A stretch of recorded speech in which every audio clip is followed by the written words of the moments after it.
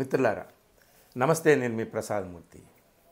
బీహార్లో బీజేపీ ఏమి అనుకున్నదో అదే జరిగింది.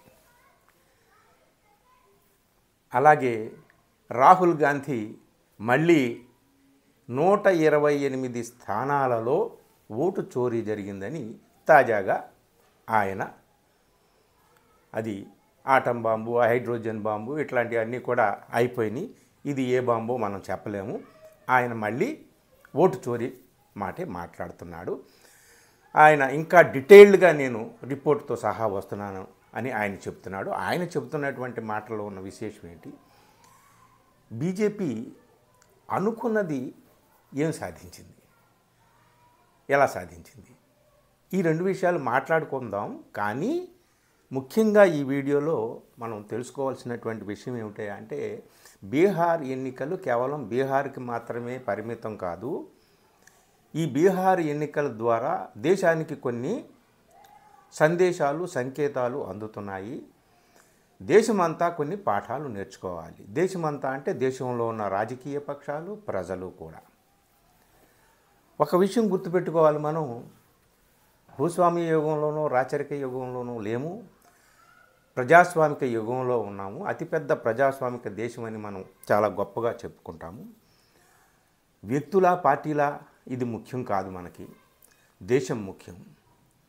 సో ప్రజాస్వామిక దేశంలో ఏ పార్టీలైనా ఎన్నికల్లో పాల్గొనడానికి రకరకాల వ్యూహాలు, ఎత్తుగడలు రచించవచ్చు. ఇది సహజమే. కానీ ఓవరాల్గా ప్రజలు చూసేది ఏమిటయా అంటే ఆయా పార్టీలు, ప్రభుత్వంలో ఏ పార్టీలు అయితే ఉన్నాయో ఆ పార్టీల నేతృత్వంలో ఈ దేశానికి ఏం జరిగింది, ప్రజలకు ఏం ఒరిగింది, ఏమిటి అనేటటువంటిది చాలా కీలకంగా చూడాల్సినటువంటి అంశము. కానీ అది చూడడం అనేటటువంటిది ప్రజలు మర్చిపోయారు.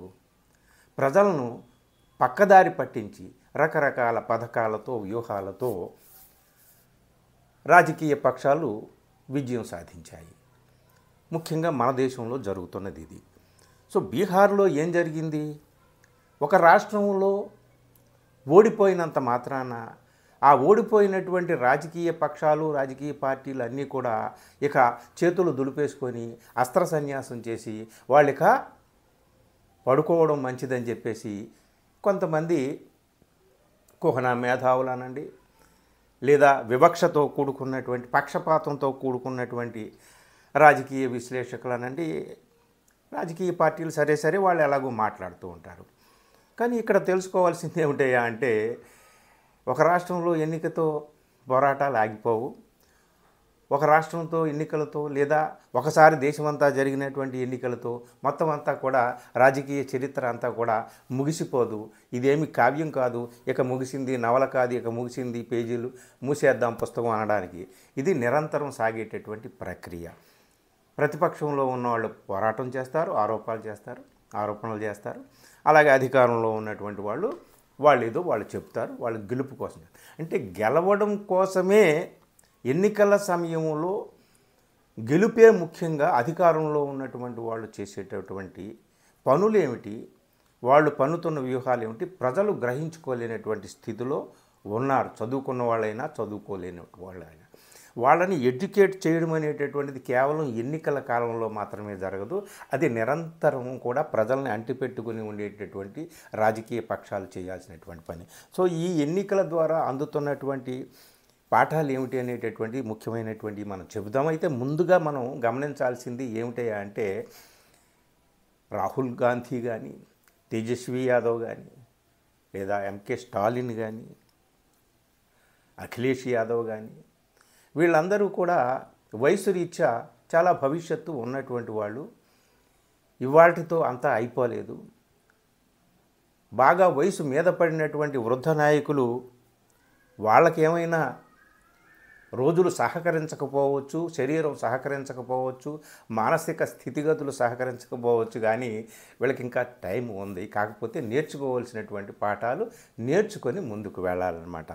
ఇక్కడ బీహార్లో కూడా ఇక అంత నిరుత్సాహపడిపోవాల్సినటువంటి పని లేదు, అంతా అయిపోయిందని అనుకోవాల్సినటువంటి పని లేదు. ఒక ఉదాహరణకి ఒక్కసారి చూద్దాము. రకరకాలుగా చెప్తున్నారు అందరూ కూడా విశ్లేషణలు. అఖిలేష్ యాదవ్ లేదా తేజస్వి యాదవ్, రాహుల్ గాంధీ వీళ్ళిద్దరి మధ్య సయోధ్య లేదు, అసలు రాహుల్ గాంధీ అనవసరం, ఆ పీపీటీ ప్రజెంటేషన్ తప్ప ఇంకేమీ లేదు, అది ఇది అని చెప్పి తేజస్వి యాదవ్ ఇంకా ఆ జంగల్ రాజ్ ఆ నీడ ఆయన మీద అలాగే ఉంది అని, క్యాస్ట్ ఈక్వేషన్, యాదవులు మాత్రమే డామినేట్ చేసినటువంటి వాళ్ళ పార్టీ అని, వాళ్ళ ముస్లింలు కూడా దూరం అయ్యారని రకరకాలుగా ఎవరికి తోచిన విశ్లేషణలు వాళ్ళు చేస్తున్నారు.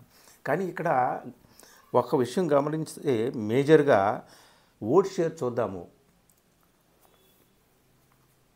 2020లో లాస్ట్ ఎలక్షన్లో ఆర్జేడీకి 23.11% ఓట్ షేర్ వచ్చింది. ఇప్పుడు కూడా ఈ ఎన్నికల్లో ఓట్ షేర్ ఎంత వచ్చింది? 23% వచ్చింది. అంటే కేవలం ఓట్ షేర్లో లాస్ట్ ఎలక్షన్కి ఈ ఎలక్షన్కి తేడా లేదు, 0.11% తప్ప. కానీ సీట్స్ ఎంత కోల్పోయింది ఆర్జేడీ? లాస్ట్ టైం 75 వస్తే ఇప్పుడు 25 వస్తే 50 సీట్లు. ఓట్ షేర్ అలాగే ఉంది, సీట్లు ఎందుకు అట్లాగే అయిపోయినాయి అంటే దానికి ఒక లెక్క ఉంది. కొన్ని చోట్ల తక్కువ మెజారిటీతో ఓడిపోవడం, కొన్ని చోట్ల ఎక్కువ మెజారిటీతో ఓడిపోవడం, లాస్ట్ టైం గెలిచిన చోట్ల చాలా తక్కువ మెజారిటీతో ఓడిపోవడం, ఏదో రకరకాల కారణాలు ఉంటాయి. కానీ విచిత్రంగా అంటే ప్రతిపక్షంలో ఉన్నటువంటి ప్రధానమైనటువంటి ప్రతిపక్షం, సింగిల్ లార్జెస్ట్ పార్టీగా లాస్ట్ టైం ఎమర్జ్ అయినటువంటి ప్రతిపక్షం ఆర్జేడీకి ఓట్ షేర్లో ఏమాత్రం తేడా లేదు. అలాగే బీజేపీకి లాస్ట్ టైము 19.48% వస్తే ఈసారి 20.08%. అంటే 1% కూడా పెరగలే, 0.6%, 0.6% మాత్రమే, 6 or 8% పెరిగింది, 1% కూడా పెరగలే. కానీ సీట్లు ఎన్ని పెరిగినాయి? 74 నుంచి 89. ఎన్ని పెరిగిపోయినాయి? 15 సీట్లు, 0.6% ఓట్ షేర్ పెరగడంతో. భలే విచిత్రంగా ఉంటాయి ఈ గణాంకాలు. మనం చూస్తుంటుంటే సెఫాలజిస్టులు కూడా వాళ్ళు ఒక్కొక్కరు ఒక్కొక్క రకంగా చెప్తూ ఉంటారనమాట. అలాగే జేడీయూ అండి, లాస్ట్ 2010 నుంచి చూసుకున్నప్పుడు 2010లో బాగుంది, 15లో పడిపోయింది, 20కి ఇంకా పడిపోయింది. కానీ ఈసారి విపరీతంగా పెరిగింది. విపరీతంగా అంటే దగ్గర 4.2% పెరిగింది. మామూలు పెరగడం కాదు, ఇది చాలా బాగా పెరిగినట్టు. అందుకనే గతంలో జేడీయూకి అంటే నితీష్ కుమార్ పార్టీకి 43 స్థానాలు ఉంటే ఇప్పుడు ఏకంగా ఎన్ని వచ్చినాయి? 85 స్థానాలు వచ్చినాయి. ఇది చూడండి ఎంత మేజర్ అంటే దగ్గర డబల్ పెరిగిపోయినాయి అన్నమాట సీట్లు. కాంగ్రెస్ పార్టీకి లాస్ట్ టైంకి ఇప్పటికీ ఓట్ షేర్లో కేవలం 0.8% మాత్రమే తేడా. 9.48% లాస్ట్ టైం ఓట్ షేర్ ఉంటే ఇప్పుడు 8.71%. సీట్లు ఎన్ని తగ్గిపోయినాయి? 19కి ఇప్పుడు 6 వచ్చినాయి, 13 సీట్లు తగ్గిపోయినాయి. ఓట్ షేర్లో పెద్ద డిఫరెన్స్ లేదు. ఓట్ షేర్లో ఈ మాత్రం డిఫరెన్స్తోనే బీజేపీకి 15 సీట్లు పెరిగినాయి. ఓట్ షేర్లో ఈ మాత్రం డిఫరెన్స్తోనే కాంగ్రెస్కి 13 సీట్లు తగ్గిపోయినాయి. ఇక రామ్విలాస్ పాస్వాన్ పార్టీ ఉంది కదా, చిరాగ్ పాస్వాన్ ఆయన కుమారుడు నడుపుతున్నటువంటి లోక్ జనశక్తి పార్టీ, ఆ పార్టీకి 4.97 అంటే 5% అండి. చాలా బ్రహ్మాండమైనటువంటి ఓట్ షేరు, అది చెప్పుకోవాలి. అలాగే ఉపేంద్ర కుష్వాహా పార్టీ ఉంది, రాష్ట్రీయ లోక్ మోర్చా. అలాగే జితన్ రామ్ మాంఛీ పార్టీ ఉంది, ఆ పార్టీ దానికి కొంత ఓట్ షేర్ వచ్చింది. సీట్లు బాగా వచ్చింది, తక్కువ ఓట్ షేర్ వచ్చినా ఇద్దరికి కూడా కలిపి 9 సీట్లు వచ్చినాయి. కుష్వాహాకి 4, జితన్ రామ్ మాంఛీకి 5. సో ఇదంతా ఎలా జరిగింది? ఓట్ షేర్లో పెద్ద డిఫరెన్స్ లేకపోయినా సరే సీట్లు అటు ఇటు మారిపోవడం ఎంత బ్రహ్మాండమైనటువంటిది చేంజ్ ఎలా వచ్చింది ఏమిటి అనేటటువంటిది జరుగుతుంది. అలాగా ఓట్ షేర్లో కొద్దిపాటి చేంజ్తోనే సీట్లు చాలా మార్పులు జరుగుతాయి. అదొక పెద్ద సబ్జెక్టు, దాని జోలికి మనం వెళ్ళొద్దండి. ఇప్పుడు ఇక్కడ మనం మొదట చెప్పుకున్నటువంటి మాటల్లో ఒకటి, బీజేపీ అనుకున్నట్టే జరిగింది అని ఫస్ట్ పాయింట్ చెప్పుకున్నాం. ఏమనుకుంది బీజేపీ? ఈసారి తాము సింగిల్ లార్జెస్ట్ పార్టీగా రావాలి అనుకున్నారు. జరిగిందా లేదా? జరిగింది. 89 స్థానాలు. కాబట్టి ఈసారి జేడీయూ కంటే ఎక్కువ తమకే స్థానాలు రావాలనుకున్నారు. జరిగిందా లేదా? జరిగింది. అలాగే వచ్చింది. ఎలా వచ్చింది? వాళ్ళు అనుకున్నంత మాత్రాన వచ్చేస్తాయా అంటే అనుకుంటే వస్తాయి. ఎందుకంటే ప్రస్తుతం వాళ్ళ హవా నడుస్తుంది, అనేక రకాలుగా వాళ్ళ హవా వీస్తుంది. కాబట్టి అది జరుగుతుంది, అలా జరుగుతుంది అంతే. పోతే ఎలా జరిగింది ఏమిటి అనేటటువంటిది అంటే ఒక్కొక్కళ్ళు ఒక్కొక్క విశ్లేషణ చెప్తున్నారు. కానీ మేజర్గా ఈ డిబాకిల్ ఏమైంది అని అంటే ఇక మళ్ళీ ఓటు చోరీ పాటే రాహుల్ గాంధీ మాట్లాడుతున్నాడు. అది అంత ఆషామాషీగా వదిలేయాల్సినటువంటి మాట కాదు. ఎందుకంటే అదేదో కేవలం రాహుల్ గాంధీకి సంబంధించినటువంటి ఏదో ఉద్యోగము, రాహుల్ గాంధీకి మాత్రమే సంబంధించినటువంటి విషయము అని అనుకోవాల్సిన పని లేదు. ఆయన క్లియర్గా 128 స్థానాల్లో ఓటు చోరీ అంటే ఎలా జరిగిందని చెప్తున్నాడు. అంటే ఆయన డిలీట్ చేశారు కదా ఓటర్లని. ఎక్కడైతే మహాగఠబంధన్ ఇండియా అలయన్స్ వారికి అనుకూలంగా ఉన్నాయో స్థానాలు, ఆ స్థానాల్లోనే మేజర్గా ముస్లిం ఓటర్లు కానీ వెనకబడిన వర్గాల ఓటర్లు కానీ డిలీట్ చేయడం జరిగింది. ఇది ఏ విధంగా జరిగింది ఏమిటనేది మేము రానున్న రోజుల్లో పూర్తి అనాలిసిస్తో పాటు వస్తామని ఆయన చెబుతున్నాడండి. సో ఇక్కడ మనం గమనించాల్సిన మిత్రులారా, దగ్గర ఒక 10 పాయింట్లు. ఆ 10 పాయింట్లు వెంటనే చెప్పేస్తాను. ఓటు చోరీ అనేటటువంటిది రాహుల్ గాంధీకి మాత్రమే సంబంధించింది కాదు, అది దేశానికి అంతటికీ సంబంధించింది. ప్రతిపక్షాలు నిజంగా రాహుల్ గాంధీ చెబుతున్న దాంట్లో నిజం లేకపోతే ఇదంతా అబద్ధమని నిరూపించాల్సినటువంటి ఎలక్షన్ కమిషన్ నిరూపిస్తే రాహుల్ గాంధీని లోపల పడేసేయచ్చు, తీసుకెళ్ళి నిరూపించలేకపోతున్నారు. కాబట్టి దాల్మే కుచ్ కాలా హై అన్నట్టు ఆయనతో పాటు ప్రతిపక్షాలు కూడా ఈ విషయంలో పోరాడాలి. ఇకపోతే ఈ ఓటు చోరీ విషయము బీహార్ అయిపోయింది. దేశవ్యాప్తంగా కూడా రేపు ఎస్ఐఆర్ జరుగుతుంది. మరి దేశవ్యాప్తంగా ఏ రాష్ట్రాల్లో ఎలక్షన్ కమిషన్ ఎవరెవరిని డిలీట్ చేస్తుంది, ఎవరెవరిని యాడ్ చేస్తుంది, ఎక్కడెక్కడ డిలీట్ చేస్తుంది, ఎక్కడెక్కడ యాడ్ చేస్తుంది, ఇదంతా కూడా అందరూ అన్ని రాష్ట్రాలు సతర్కంగా చైతన్యంతో స్పృహతో వ్యవహరించాలి అని ఈ బీహార్ ఎన్నికలు చెప్తున్నాయి. ఫస్ట్ పాయింట్ ఓటు చోరీ విషయంలో. ఓటు చోరీని పక్కన పెట్టడానికి, అదేదో రాహుల్ గాంధీ వ్యవహారం అని చెప్పడానికి వీల్లేనటువంటిది. అది ఆ తతంగం అలా ఉంది, దాన్ని మాత్రం మర్చిపోకూడదు. ఎస్ఐఆర్ ప్రక్రియ ఇప్పుడు అన్ని రాష్ట్రాల్లోనూ కూడా జరుగుతుంది, యూనియన్ టెరిటరీస్లో కూడా జరుగుతుంది. కాబట్టి మిగిలిన రాష్ట్రాలు అప్రమత్తం కావాలని చెప్పి బీహార్ ఎలక్షన్స్ చెప్తున్నాయి. First point. ఇంకొకటి ఏమిటయ్యా అంటే, ఎవరు ఎన్ని చెప్పినా ఇందులో 3-4 అంశాలు కీలకమైనవి బీహార్లో గమనించాల్సింది ఏమిటయ్యా అంటే, నిజంగా మరి లాస్ట్ ఎలక్షన్లో నితీష్ కుమార్కి 43 స్థానాలే వస్తే, లాస్ట్ ఎలక్షన్లో 74 స్థానాలే బీజేపీకి వస్తే, ఈసారి మరి ఇన్ని స్థానాలు పెరిగిపోవడానికి బీజేపీకి 15, దగ్గర నితీష్ కుమార్కి 42 స్థానాలు అధికంగా రావడానికి కారణం ఈ 5 సంవత్సరాల్లో వాళ్ళు చేసినటువంటి ఘనమైనటువంటి పనులు ఉండాలి కదా. మరి ఈ 5 సంవత్సరాల కాలంలో వలసలని ఆపగలిగేటటువంటి పనులు ఏమైనా చేశారా అంటే, పరిశ్రమలు స్థాపించడానికి ఎకరం భూమి కూడా బీహార్లో లేదని చెప్పిన ఘనత వహించిన మహానాయకులే ఉన్నారు కదా ఇప్పుడు, వాళ్లే కదా ఇప్పుడు ఇంత ఘన విజయాలను సాధించారు. మరి ఈ వలసలను ఆపడానికి ఏమైనా ప్రయత్నం చేశారా? పరిశ్రమలను స్థాపించారా? వ్యవసాయ అభివృద్ధికి, రైతన్న తోడ్పాటుకి ఏమైనా చేశారా? ఏమిటి అనేటటువంటిది కీలకమైనటువంటి అంశాలన్నమాట.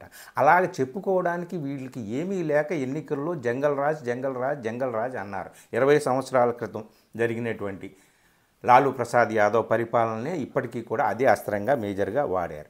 అయితే ఎందుకు మరి వీళ్ళకి ఇంతగా ప్రజలు మద్దతు ఎందుకు లభించింది? ఇన్ని సీట్లు ఎలాగ వచ్చాయి, ఏమిటి అనేటటువంటిది ఎవరికి వాళ్ళే అన్ని రకాల శస్త్రచికిత్సలు చేస్తున్నారు, పరిశోధనలు చేస్తున్నారు. ఎవరు ఏం చెబుతారో ఏమో కానీ మనకి సీనియర్ జర్నలిస్ట్ మొదటి నుంచి నేను కూడా చెప్తున్నాను, అధికారికంగా నగదు పంపిణీ అనేటటువంటిది ఈసారి జరిగింది.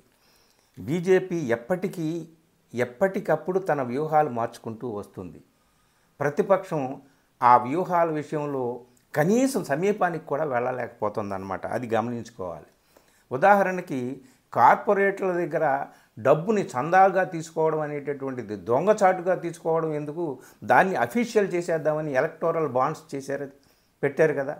ఆ ఎలక్టోరల్ బాండ్స్ అనేటటువంటిది ఎక్కడో బాగా బలిసినటువంటి ధనవంతులు, కార్పొరేట్లు వాళ్ళ దగ్గర వేల కోట్లు చందాలుగా తీసుకోవడం అనేది అధికారికం చేయడానికి చేసినటువంటి వ్యవహారం అని తెలిసిపోయి సుప్రీంకోర్టు మొట్టికాయలు వేసిన తర్వాత దాన్ని నిషేధించారు. అయిపోయింది కదా ఎలక్టోరల్ బాండ్ విషయంలో. అలాగే పథకాల విషయంలో కూడా పథకాలు ఇప్పుడు పెట్టాలి, ప్రభుత్వం అధికారంలోకి వచ్చిన తర్వాత ముందు వాగ్దానం చేయాలి, తర్వాత అధికారంలోకి వచ్చిన తర్వాత వాటిని అమలు చేయాలి. కానీ బీహార్లో ఇప్పుడు జరిగింది ఏమిటి అంటే డబ్బు పంపిణీ. మహిళలకు దాదాపు 3 కోట్ల పైచిలుకు ఉన్నటువంటి రాష్ట్రంలో, మహిళలు ఉన్నటువంటి రాష్ట్రంలో 10,000 రూపాయలు డబ్బు పంపిణీ చేశారు. ఇది డైరెక్ట్గా ఓటుకు నోటు, అంతే, ఇందులో అనుమానం ఏమీ లేదు. ఇది చాలా ప్రభావం చూపిందని చెప్పి రాజ్దీప్ సర్దేశాయ్, అలాగే రవీష్ కుమార్ లాంటి సీనియర్ జర్నలిస్టులు ఎప్పటి నుంచో చెప్తున్నారు. ఇక అసలు ఓటుని కొనుక్కునేటటువంటి అవకాశం ఉన్న చోట ఓటు చోరీ చేయాల్సినటువంటి అవసరం ఏంటనేది పెద్ద ప్రశ్న. రాజ్దీప్ సర్దేశాయ్ ఆయన ఎప్పటికీ కూడా ఆ మాట వైరల్ అవుతుంది. కాబట్టి మిత్రులారా, ఇక్కడ ఏమవుతుందంటే పెద్ద మేజర్ పాయింట్ గమనించాల్సింది, పథకాలు ప్రకటిస్తే పథకాలు అమలు చేయాలి కదా. పథకాలు అమలు చేయడానికి డబ్బు కావాలి కదా. దాని బదులు పథకం ఏమీ ప్రకటించకుండా ఎన్నికల సమయంలో ఇంత డబ్బు పడేస్తే అయిపోయింది, తర్వాత గవర్నమెంట్లోకి వచ్చిన తర్వాత ఏం చేయకపోయినా పర్వాలే. అది కీలకమైన అంశం. 10,000 రూపాయలు ఇచ్చేశారు. ఆ తర్వాత 5 సంవత్సరాలు మహిళల గురించి ఏం మాట్లాడకపోయినా పర్వాలేదు. అఫ్కోర్స్ మహిళల గురించి నితీష్ కుమార్ కొన్ని మంచి పనులే చేశాడు, అది వేరే విషయము. కానీ ఆయన మంచి పనులు చేసి ఉంటే 2020లో ఎందుకు అన్ని తక్కువ సీట్లు ఇచ్చారు ప్రజలు? కొన్ని 2020 తర్వాత ఈ 5 ఏళ్లలో ఆయన చేసిన పనులు ఏమన్నా ఉన్నాయంటే అవి లేవు. ఆయన మంచి పనులన్నీ కూడా అంత ముందే ఉన్నాయి. కాబట్టి ఇది అధికారికంగా నగదు పంపిణీ చేయడం అనేటటువంటిది వికలాంగులు, వితంతువులు, నిరుద్యోగులు, ఇలాగ రకరకాల వాళ్ళకి 400, 500 ఉన్నటువంటి పెన్షన్ని తీసుకెళ్ళి డబల్ చేసేయడము, ఇవన్నీ కూడా అప్పటికప్పుడు ఎన్నికలు ముందే వీటిని ప్రకటించడం. సరే, పథకాలు ప్రకటించారు, వాటిని అమలు చేయాలి ఎలాగూ, అది వాళ్ళ బాధ్యత. కానీ నగదు పంపిణీ అనేటటువంటిది ఇది టోటల్గా అన్కాన్స్టిట్యూషనల్, రాజ్యాంగ విరుద్ధమైనటువంటి ప్రక్రియ. దీని మీద సుప్రీంకోర్టుతో సహా సోమోటోగా సుప్రీంకోర్టు కూడా చర్య తీసుకోవచ్చు. కానీ ఎన్నికలు జరుగుతున్నప్పుడు ఎవరు అంత ఇదిగా చేస్తారు మనకు తెలియదు. కాబట్టి అధికారికంగా నగదు పంపిణీ చేయడం అనేటటువంటి కొత్త టాక్టిక్స్ దగ్గర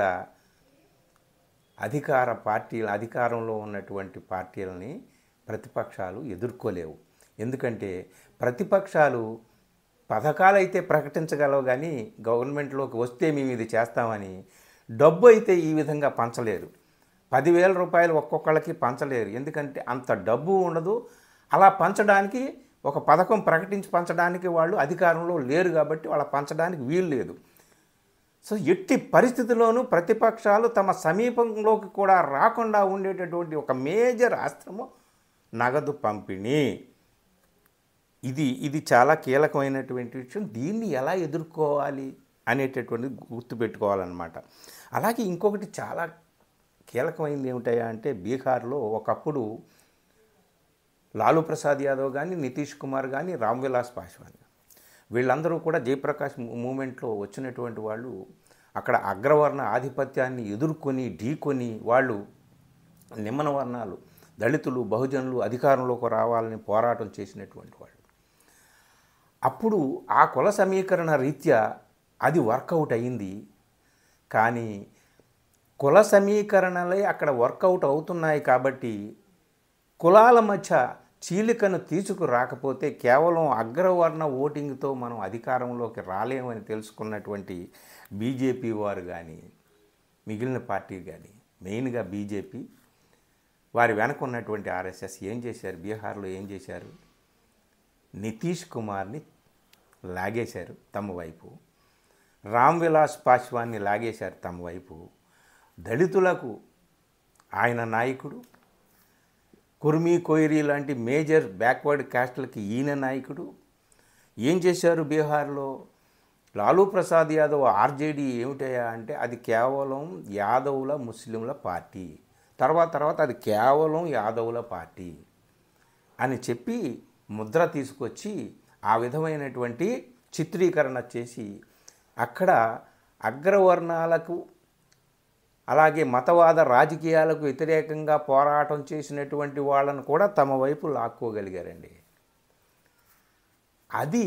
అది ఇప్పటికీ కూడా వర్కౌట్ అవుతుంది. అంటే క్యాస్ట్ ఈక్వేషన్స్తో అక్కడ అగ్రవర్ణాలతో నిమ్మన వర్ణాల పోరాటం, బహుజనులు, దళితుల పోరాటం అని చెప్పడానికి లేదు. ఇది దేశమంతా గమనించాల్సినటువంటి విషయం ఏమిటంటే అంటే మాయావతిని కూడా లాక్కున్నారు కదా యూపీలో. సో ఇక్కడ ఏమిటయ్యా అంటే దళిత వర్గాల నుంచి, బహుజన వర్గాల నుంచి వచ్చినటువంటి నాయకులు కూడా స్వార్థమే అక్కడ పరమావధిగా మారిపోవడంతో ఏమవుతుందా అంటే క్యాస్ట్ ఈక్వేషన్స్ కూడా పని చేయవు అని చెప్పి బీహారు రాజకీయాలు మనకి చెప్తాయి. ఏమైంది ఇప్పుడు? ఆర్జేడీ అంటే ఆర్జేడీతో పాటు కాంగ్రెస్ కూడా ఉంది, అక్కడ కలిసి లెఫ్ట్ పార్టీస్ కూడా ఉన్నాయి. ఈసారి ఏమైంది? రామ్ విలాస్ పార్టీ ఆయన కొడుకు చిరాగ్ పాస్వాన్ని తమ వైపు లాక్కోవడం వల్ల పాస్వాన్ ఓట్లు, దళితుల ఓట్లు, ముఖ్యంగా పాస్వాన్ మేజర్ ఓట్ చంక్ అక్కడ, వాళ్ళని తమ వైపు అట్టే కన్సాలిడేట్ చేసుకోగలిగారు. జితన్ రామ్ మాంఛీ ఆయన ఒక దళిత నాయకుడు. సో దళితులు ఎస్సీ ఓట్లు మేజర్గా 90% తమ వైపు ఉంచుకోగలిగారు. నితీష్ కుమార్ని ఉంచుకోవడం వల్ల, నితీష్ కుమార్ని లాగడం వల్ల, అలాగే ఉపేంద్ర కుష్వాహాని లాగడం వల్ల కుర్మీ కోయిరీ లాంటి మేజర్ బ్యాక్వర్డ్ క్యాస్ట్లన్నీ కూడా ఇటువైపు ఉండేటట్టుగా చేశారు. లాస్ట్ టైంలో కూడా అదే వర్కౌట్ అయింది. ఇప్పుడు ఇంకా చిరాగ్ పాస్వాన్ వీళ్ళతో ఉండడం వల్ల ఇది వర్కౌట్ అయింది. అంటే ఏమవుతుందయ్యా అంటే మీరు క్యాస్ట్ ఆధారంగా కుల సమీకరణలతో రాజకీయాలు చేస్తే అదే కుల సమీకరణలతో మేము కూడా రాజకీయాలు చేయగలం, మిమ్మల్ని ఎంతటి వాళ్ళనైనా సరే, మీరెంత ఘనులైనా సరే, ఉద్యమకారులైనా చీల్చి పాడేస్తామని చెప్పి తేల్చి పాడేసింది బీజేపీ. బీహార్లో మనకు తెలిసింది. సో క్యాస్ట్ ఈక్వేషన్స్ ఆధారంగా ఎన్నికల పోరాటం అనేటటువంటిది జరగదు అని తేల్చి చెప్పేసింది ఈ దేశం మొత్తానికి. సో ఇది చాలా ఖచ్చితమైనటువంటి ఫైండ్ అవుట్, నేను గమనిస్తున్నటువంటి ఫైండ్ అవుట్. సో ఇప్పుడు ఏం చేయాలి ఏమిటి అంటే మనం ఏ పార్టీనైనా సరే, ఏ వ్యక్తినైనా సరే ప్రత్యేకంగా మనం ద్వేషించం. విద్వేష రాజకీయాలు, మత రాజకీయాలు తమ స్వార్థ ప్రయోజనాల కోసం ఎవరైతే ప్రేరేపిస్తారో, అలాంటి రాజకీయాలకు ఎవరైతే వెళ్తారో ఆ రాజకీయాల వల్ల ప్రజాస్వామ్యానికి నష్టం, దేశానికి నష్టం. కాబట్టి ఈ దేశం ఒక దేశంలో అనేక కులాలు, మతాలు, ప్రాంతాలు, భాషలు, సంస్కృతులు ఉన్నటువంటి చోట అందరినీ సమాన దృష్టితో చూసేటటువంటి రాజకీయ పార్టీలు కావాలి. కాబట్టి ఏ రాజకీయాలు అయితే మతపరమైన రాజకీయాలు, విద్వేషపూరితమైన రాజకీయాలు ఎవరైతే చేస్తున్నారో వాళ్ళని వ్యతిరేకించేటటువంటి వాళ్ళకి సాధారణంగా ప్రజాస్వామికవాదులు, ప్రగతివాదులు, లౌకికవాదులు వీళ్ళందరూ కూడా మద్దతు ఇస్తూ ఉంటారనమాట. అంతే, అంతకుమించి ఇక్కడ కాన్ఫ్లిక్ట్ ఏమీ లేదు. సో రాహుల్ గాంధీ తను చేసేటటువంటి పవర్ పాయింట్ ప్రజెంటేషన్ ఇదంతా కూడా వదిలిపెట్టాల్సిన పని లేదు. రాహుల్ గాంధీని ఏదో ఒక రకంగా బోనెక్కించి ఇరికించి ఏదో చేయాలని వాళ్ళు అధికారంలో ఉన్నటువంటి వాళ్ళు చూస్తారు. రాహుల్ గాంధీ తాను చెప్తున్న దాంట్లో నిజం ఉంటే ప్రతిపక్షాలు అతనికి కలిసి రావాలి విస్తృతంగా. అలాగే రాహుల్ గాంధీ గమనించాల్సింది, ఈ ఎన్నికల్లో గమనించాల్సింది ఏమిటయా అంటే, రాహుల్ గాంధీ చాలా లేట్ చేశాడని చెప్పేసి అంటున్నారు. నిజంగా కూడా కాంగ్రెస్ పార్టీ లేట్ చేసింది ఈ సీట్ షేరింగ్ వగైరాలో, చీఫ్ మినిస్టర్ క్యాండిడేట్గా తేజస్విని ప్రకటించడంలో.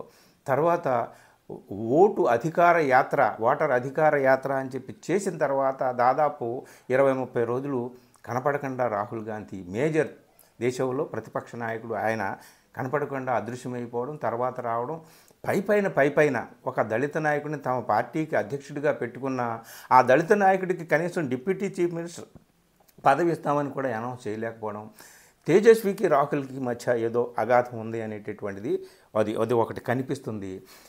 ఇక్కడ గమనించాల్సింది ఏమిటయ్యా అంటే, అధికారంలో ఉన్నటువంటి వాళ్ళు ఎప్పటికీ ఏది అనుకూలమైనటువంటి మహాస్త్రమో దాన్ని బయటకు తీస్తారు. దాన్ని ఎదుర్కోవాలంటే ఎన్నికల సమయంలో మాత్రమే ఎదుర్కోలేరు. కాబట్టి 5 సంవత్సరాలు కూడా, అంటే ఇప్పుడు ఎన్నికలు ముగిసినాయి, నెక్స్ట్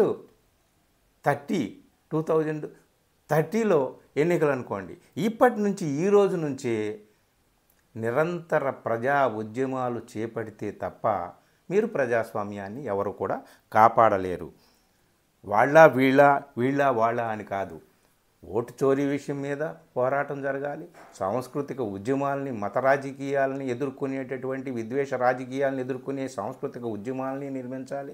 రాజకీయ పోరాటాలను నిర్మించాలి. ఏ రాష్ట్రానికి ఆ రాష్ట్రానికి సంబంధించిన అంశాల మీద నిరంతర పోరాటాలు జరగాలి. ప్రజలను నిరంతరం అంటిపెట్టుకొని ఉండాలి. ప్రభుత్వంలో ఉన్నటువంటి వాళ్ళు చేసిన వాగ్దానాల అమలు కోసం ప్రజలతో నిరంతరము మమేకమై ప్రజా పోరాటాలు, ఉద్యమాలు నిర్మించుకుంటూ ఉండాలి. లేకపోతే అధికారంలో ఉన్నటువంటి వాళ్ళకి వెనకాల కార్పొరేట్లు ఉన్నారు. వాళ్ళు మతం కార్డు తెస్తారు, విద్వేషం కార్డు తెస్తారు, అనేక రకాలుగా వాళ్ళ చేతుల్లో ప్రజాధనం, లక్షల కోట్ల ప్రజాధనం ఉంది. అది విచ్చలవిడిగా వాళ్ళు ఎన్నికల సమయంలో ఖర్చు పెట్టేటటువంటి అవకాశం ఉంది. వీటినన్నింటినీ కూడా ఎదుర్కోవాలంటే బహుముఖ రాజకీయ పోరాటాలు, బహుముఖ సాంస్కృతిక పోరాటాలు విపరీతంగా నిరంతరం కొనసాగితే తప్ప ఈ దేశంలో ఒక ప్రత్యామ్నాయాన్ని నెలకొల్పడం అనేటటువంటిది జరగదు. అదే ఈ బీహార్ మనకు చెబుతున్నటువంటి విషయము. ఇందులో ముఖ్యమైనటువంటి పాయింట్లు ఏమిటాయా అంటే, ఎన్నికల సమయంలో నగదు పంపిణీ అనేటటువంటిది, దాన్ని ఎదుర్కోవాలంటే మీరు ఏం చేయగలుగుతారు, అలాగే ఓటు చోరీ అనేటటువంటిది ఎదుర్కోవాలంటే ఏం చేయగలుగుతారు. సో విశాలమైనటువంటి వేదిక మీద ప్రతిపక్ష ఐక్యతను సాధించడం అంటే ఎన్నికల సమయంలోనే మాత్రమే కాదు, నిరంతరం కూడా అది సాగుతూ ఉండాలి. నిరంతరం మాటల్లో కాదు, ఉపన్యాసాల్లో కాదు, ప్రెస్ కాన్ఫరెన్సుల్లో కాదు, ప్రెస్ మీట్లలో కాదు, నిరంతరం అది సాగుతూ ఉండాలి. బహుముఖీన పోరాటం చేసి ప్రత్యామ్నాయ శక్తిని రూపొందించుకుంటే తప్ప ఈ దేశంలో విచ్ఛిన్నకర రాజకీయాలు చేసేటటువంటి వాళ్ళని ఎవరు కూడా ఎన్నికల్లో ఓడించడం అనేటటువంటిది సాధ్యం కాదు. అది బీహార్ చెప్తున్నటువంటి హెచ్చరిక, చెప్తున్నటువంటి పాఠం, ఇస్తున్నటువంటి సందేశం. ఈ మిత్రులారా, ఈ పాయింట్లు నేను గమనించాను. ఇంకా చాలా పాయింట్లు మనం మాట్లాడుకోవాల్సినటువంటి ఉన్నాయి. అయితే ఈ బీహార్లో జరిగిన ఎన్నికల్లో ఈ ఓటింగు సరళి కాన్స్టిట్యూషన్ వైజ్గా అందరూ కూడా అనాలిసిస్ చేస్తున్నారు. ఏం జరిగింది ఏమిటి అనేది ఆ గణాంకాలు తర్వాత చూద్దాం మరో వీడియోలో. అప్పటి వరకు సెలవు. Thank you.